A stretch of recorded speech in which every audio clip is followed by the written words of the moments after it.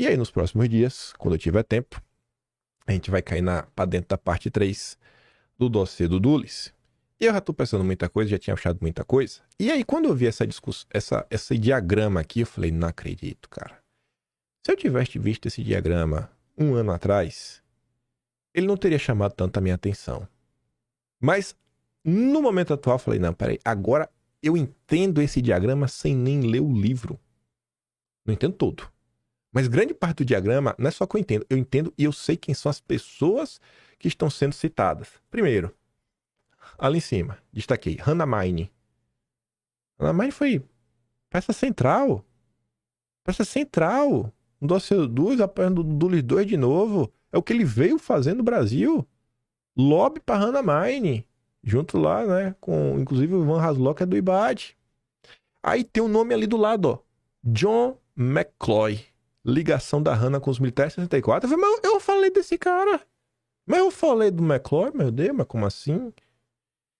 Aí descendo. Nesse miolo aqui.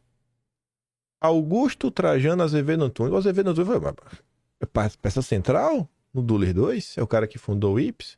É o cara que tinha um assento no conselho do Chase Manhattan. E eu falei, come? Eu conheço, aí come. Ah, eu conheço esse come. Moreira Salles, aqui embaixo. Aí vai subindo. CBMM. Molybdenum Corporation. Nióbio. A gente também falou disso. Aí, vamos dar um bizu.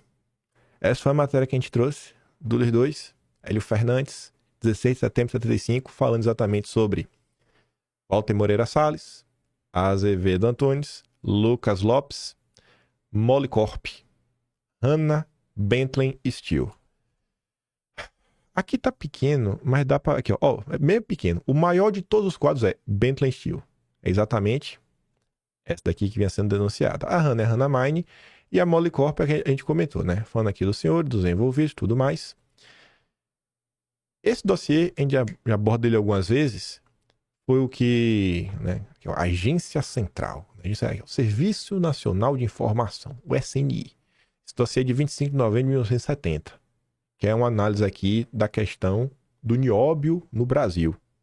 E esse dossiê aqui ele comentava como foi o processo, porque aí você tem que entender o momento histórico. O Brasil saía de um momento onde se falava que era importante que a maior parte do capital nacional das empresas fosse nacional, tivesse na mão de um brasileiro, não pode estar na mão dos gringos. E aí isso fica fortalecido ali no Código de Mineração lá do Vargas e a turma quer derrubar isso. É para isso que o Dulles vem ao Brasil. E isso vai para o Supremo. E esse código meio que mudou depois de 64, né? O Supremo mudou de opinião. A gente já viu esse filme e esse filme segue acontecendo até os dias atuais. Enfim. E aí, todas as empresas internacionais, ali nos 50, começaram a criar suas subsidiárias. Empresa de fachada com dono brasileiro, para eles continuarem como dono. Aí a questão do nióbio, a empresa original era a Huacheng. Aqui, ó, Huacheng Corporation. Do qual a DEMA era a sociária, ou melhor dizendo, de subsidiária. Então você tinha o Huacheng, que virou DEMA, e aí depois a DEMA virou a CBMM, que é dos Moreira Salles, né? A DEMA foi transformada em nova firma, Companhia Brasileira de Mineração e Metalurgia, onde o Grupo Comuna negociou seu controle acionário com grupos americanos, o Molybdenum Corporation e o Pato Consolidated, que é exatamente o que está naquele livro sendo denunciado. O contexto inicial, né, da CAMIG, da DEMA, CBMM, tudo mais, enfim, o comando acionário da CBMM no Brasil é tido como sendo do grupo Moreira Salles. Os militares tinham toda certeza, é tido, né? A priori está na mão dos Moreira Salles, sim, está no Moreira Salles, até hoje. Quando ele falava do Azevedo Antunes, né, eu falei, pô, eu conheci esse cara, ele aparece no dossiê, né? Tava ali no assento do Chase Manhattan, o banco dos Rockefeller. Cadê? Chase Bank. É peça central do esquema dos Rockefeller. Isso aí foi me dando assim, uma certa alegria, porque eu falei, cara, assim, gente, eu não sei se eu consegui entender, né? Quando eu faço um dossiê desse, ninguém me contou a história e eu, com a história pronta, vou atrás dos fatos. Eu literalmente acho algo que me dá um estalo e eu começo a ler. Imagine você abrir notícias antigas, que você não conhece as pessoas que lá estão, você não conhece muito o contexto, e você começa a ler várias notícias antigas até a coisa começar a fazer algum tipo de sentido na sua cabeça, E aí você fala, cara, será que eu entendi realmente? Será que eu consegui montar essa história? E aí na hora que eu vejo esse diagrama, pô, um livro lá, estudioso, lá fazendo, esse livro é no final dos anos 90, se eu não me engano. Falou, cara, eu cheguei na mesma conclusão, eu ainda tenho mais informações. Eu ainda tenho mais informações que esses caras. Que viagem. Então sim, eu estou no caminho certo. Não estou sendo desonesto. O McCloy, que tá ali comentando, que era o homem, a gente abordou sobre essa matéria, uma matéria internacional. Essa matéria, em determinado momento, se refere a uma notícia que saiu na revista chamada Fortune, em 1965. Nessa Fortune de 65, já falava, né? O Dulles e o McCloy, na época, presidente do conselho do Chase Manhattan, controlado por Rockefeller, fizeram visitas estratégicas a autoridades brasileiras. Em momentos críticos, no da Hannah Mine para ganhar concessão do minério de ferro. Também como o Humphrey também fazia parte, é outro cara aí. Você vê, nossa, estavam na pista certa o tempo inteiro. Tanto você vê, né? O Azevedo Antunes, Moreira Salles sempre tiveram juntos na questão da mineração, tudo mais. Aí, ali também falava da ICOME. Foi mal. Tá aqui, ó. ICOME, mineração, do Azevedo Antunes, parceirão dos Moreira Salles. O que a gente comentou? Grupo Americano Brasileiro obtém favores excepcionais de Aranha. Favores via o quê? Campeões nacionais. É o padrão brasileiro. O Brasil não tinha Banco Central. O Banco Central brasileiro nasce em 64. Antes disso, você teve lá, no período do Império, que é não sei o que lá, das caixas de registro, cartório, negócio, para controlar só a questão da dívida internacional. Depois foi criado a SUMOC, que era Superintendência da Moeda e Crédito. Era um negócio prévio ao Banco Central, que fazia algumas coisas, depois tudo agregou no Banco Central. Enfim. Empresa nacional ligada ao grupo americano Bentley Steel obteve do senhor Oswaldo Aranha, autorização para importar quase 39 milhões de licenças sem cobertura cambial, por intermédio da SUMOC, do Banco do Brasil, presidida pelo ministro da Fazenda. A empresa que se chama Income. Olha só, rapaz, a Income, né? A Income, que é do Azevedo Antunes. Aí olha que curioso. Quem entrou nesse processo aí para dar uma mãozinha foi o Oswaldo Aranha. Família Monteiro Aranha. O Fish Tiger, ele colocou outros diagramas que estão nesse livro. Um desses outros diagramas, esse daqui. Nelson Rockefeller, Moreira Salles, Rockefeller, tudo mais, pipipi, que aparece também neste diagrama. Bom, porque eu coloquei isso daqui? Eu queria primeiro lembrar porque eu coloquei esse. O Azevedo Antunes aqui aparece de novo, tá? Beleza, aqui é um banco de investimento, União do Banco, que é basicamente o processo de criação do Unibanco. Aí aqui em cima, Família Klabin, Horácio Laffer, Monteiro Aranha. Se o livro sabe fazer diagrama, nós também sabemos. Esse é o diagrama que eu montei no dossiê chamado Lula Aranha. A família Klabin aqui, ó. Klabin Laffer. O Horácio Laffer eu não coloquei aqui, ele fez parte da administração, mas tá aqui a turma dele, né? O Celso Laffer, Israel Klabin. O Celso acho que é filho do Horácio, que foi o grande homem de relações exteriores do FHC, o Celso Laffer, que fundou com o FHC o SEBRAP. O Israel Klabin estava lá junto com eles na questão do Clube de Honra, foi prefeito do Rio. E aí quando você pega o Oswaldo Aranha, pô, olha como são as coisas. Hoje você tem o Itaú Unibanco. Então lá atrás, o Oswaldo Aranha deu a mão no Azevedo Antunes, que até tinha essa participação ali no Unibanco, né? E era a chapa do Moreira Salles. O Oswaldo Aranha tá aqui em cima. Ele era primo direto do Olavo de Souza Aranha, que é o criador do grupo Monteiro Aranha. Que é esse grupo que tá aqui, ó. Cadê? Aqui, ó. Monteiro Aranha. E aí o Olavo Egídio é o patriarca da família que dá início à criação do Itaú, que hoje é Itaú Unibanco. Você vê que estamos no caminho certo, na direção certa. 100% alinhados. Nada como um dia após o outro. E aí? Até fala aqui pro Paulo Henrique, que me odeia. Eu não te odeio não, tá de boa. Mas tem que dar essa cutucadinha. Cara, eu sinto que às vezes vocês têm assim uma visão de mundo, não sei se muito fechado, não sei se vocês levam algumas coisas muito a sério. Sei lá, acho que talvez, por não ter mais, sabe, ter sido banido da direita, eu acho que me sinto assim, mais livre pra olhar coisas sem carregar nenhum vínculo ideológico. Falar, cara, eu tô atrás de descobrir o que aconteceu. Eu não quero saber se isso vai, se fulano falou, se fulano deixou de falar. Eu vou checar com os meus próprios olhos. Eu não sou ninguém para refutar filósofo, refutar isso, refutar aquilo outro. Tem uma galera que se dedica, às vezes, a destruir Bolsonaro. E tem uma galera que também, às vezes, se dedica a destruir a figura de Olavo de Carvalho. A necessidade. Eles precisam refutar o Olavo de Carvalho. Hoje, em 2025, e eu gosto do professor Olavo de Carvalho, teria várias coisas que eu discordo do Olavo de Carvalho. Mas eu não fico usando o Olavo de Carvalho como os intergalácticos ele estava usando, né, para falar do Nicolas, porque o Olavo ensinou que não existe ex-comunista, não existe isso, não existe aquilo outro. Querem falar que eu tô passando pano pro Paulo Rebelo? Fala aí, cara. Eu não tô nem aí. Agora o que eu falo pra vocês é assim, Olavo também, ele já cometeu alguns erros de avaliação. E que eu acho, meu achismo, né? Eu acho que se o professor tivesse vivo hoje, eu queria muito, por exemplo, mostrar esse documento pro professor Olavo. Olá, professor Olavo, dá uma olhada nesse documento aqui. Esse documento aqui está disponível nos arquivos da CIA. Mas veja só. Se você ver até aqui em cima, né? Esse documento foi liberado quando liberaram alguns documentos da questão do Kennedy, né? Quando passaram ele dessa para melhor.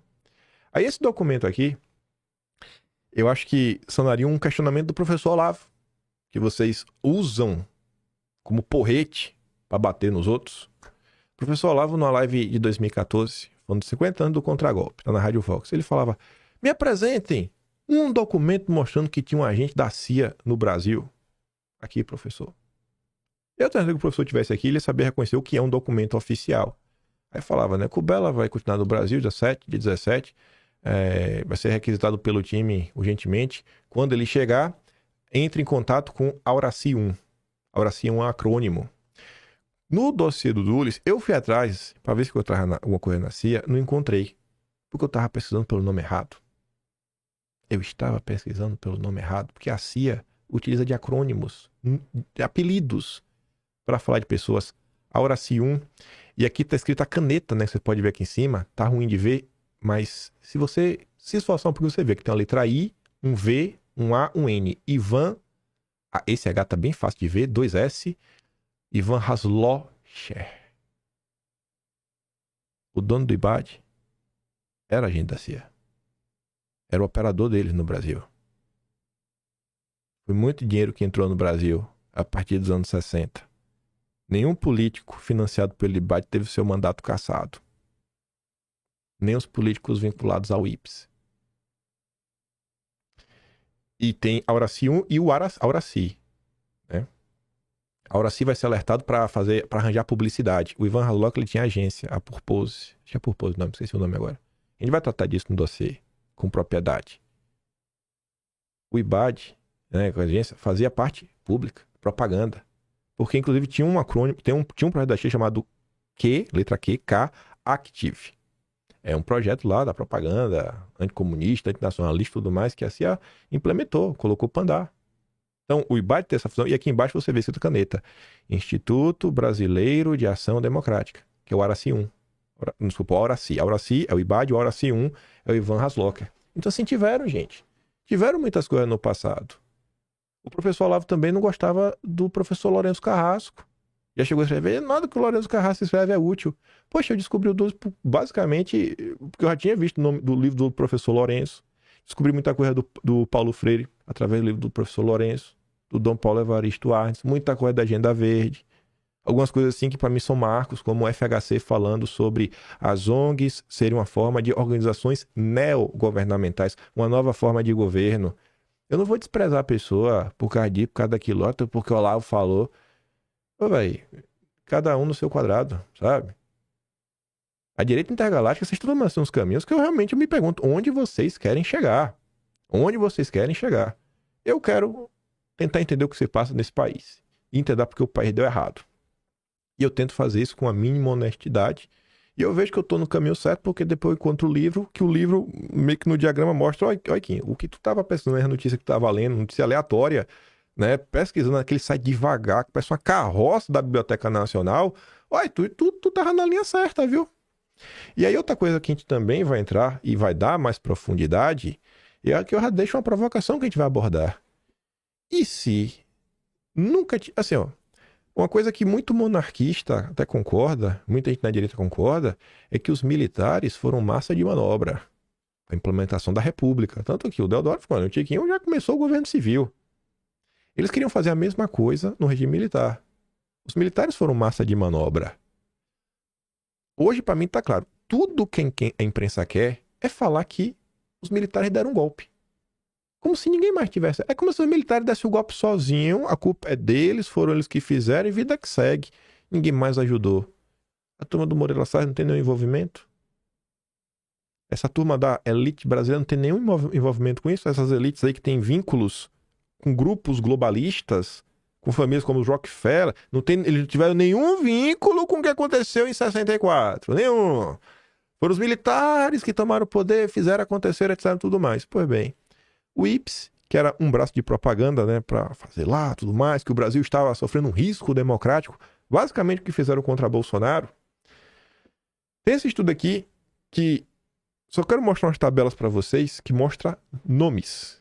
Nomes de pessoas que eram membros do IPES, vai estar ali com X1. E aqui são os nomes que, por exemplo, ocuparam ministérios.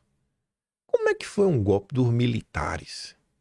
E quem assumiu o poder foram as elites liberais, em sua grande parte. É curioso isso, né?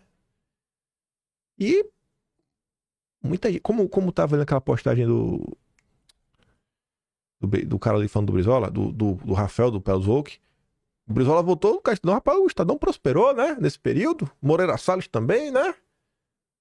Engraçado isso. Aí, o que eles mais querem é colocar culpa nos militares. Nunca saíram do poder. As mesmas pessoas até hoje. As mesmas pessoas até hoje e fica aí de gritaria. Todo mundo que tá com o sigilo ali era membro do IPES. Aí você vai para membros e parceiros do IPES nas empresas estatais federais. Tá ali, 97 pessoas. Setor de mineração, petrolífero, associação de turismo e tudo mais. Aí você vai para essa lista aqui. Membros do IPES no Conselho Monetário Nacional, com ligações com o sistema financeiro. Todo mundo aqui. Só gente bacana. Só gente do bem. Isso aqui é bacana mesmo. Ó. Dênio Chagas Nogueira. Vínculo com o grupo Rothschild. Mas foi o golpe dos militares, né? Ficaram no poder 21 anos. Só tinha milico. Todos os militares eram milico. Todos os estatais eram milicos. Todos os funcionários públicos eram milicos. Né? É tudo culpa dos milicos. Aí depois volta os democratas ao poder para salvar a democracia. Igual vocês estão salvando a democracia contra Bolsonaro. E aqui mais uma lista, né? Líderes do IPES nas empresas estatais federais. Tá ali, ó. Presidente. E o cargo que ocupava. Tem mais alguma? Não. Assim. Essa prova que a gente vai comentar e muito mais. A gente vai entender mais o que foi que aconteceu nos anos 60. Eu achei que a história do mainstream da esquerda está errada. Ah, eles estavam nos perseguindo, né? A gente não era comunista assim. Rapaz, não se faz de vítima, não. Que vocês não são nem de perto o problema. E aquela história também que não foi necessário ter para conter um golpe comunista, isso também é conversa mole. Eu acho que o problema foi outra coisa. E a gente vai abordar sobre isso. E eu acho que vai dar para entender um pouco mais porque o Brasil segue dando errado. Enfim. Não dá para entrar no próximo tema, já tem aqui 1h10. Mas eu queria falar porque seria um bom complemento. Posso entrar? Deixa eu ver que horas são. Nossa, são 8h04, já vai ser atrasado. Vai ficar muito atrasado mesmo se eu comentar. Isso aqui a gente vai comentar amanhã, porque envolve alguns movimentos eleitorais aí da turma da direita. Mas, independe de tudo, deixa aqui um parabéns pro Nicolas. Parabéns, Nicolas. Sabe, esse encontro aí, eu acho que você tem que se encontrar mesmo, tem que conversar. Leve o seu lado, convença a pessoa. Se você é um cara simpático, carismático, convença o do Rebelo, cara. Que a direita é o caminho pra parar de maluquice aí. Sabe? Vira a direita de vez. Toca lá uma sanfona junto com o Gilson. Bota ele amarrado no coqueiro. Só solta quando ele largar o último fio de cabelo comunista que existe. Enfim, né? Fazendo piada. Eu fico por aqui. Vai sair esse dossiê cedo ou tarde. Tenho que terminar de ler esse livro aqui, não tem como antes disso. Já tem muita outra coisa também pra mostrar, coisa. E eu não sei nem se vai ser um vídeo só, acho que vai ser uns 2 em sequência. Mas por hora é isso. Se você acha que esse movimento aí, chamado direita, bolsonarismo, que você acha que você se inclui, tem que conversar com mais pessoas, tentar trazer mais pessoas para conversar, para sentar com a gente. Saiba que eu penso dessa forma. Se você não pensa dessa forma, saiba que eu penso dessa forma. E no final do dia, estamos aqui para tentar trazer algum tipo de informação. Se vai ser útil ou não, cabe a cada um de vocês julgar. Mas por hora é isso. Deixa aquele grande beijo e abraço. Siga o meu trabalhinho, que vai dar um pouco mais, né? Passar no canal, tem um Plano Valeu, tem um Patreon na descrição e tem um Atlas brasileiro. Kimpai.com.br. Mas olhem o momento que o Lula vive. Olhe o momento que os Estados Unidos está vivendo. Olha o que possivelmente o Brasil vai viver em 2026. E pensem, como tirar melhor proveito de todo esse cenário. Até amanhã. Valeu, meus amigos. Fui.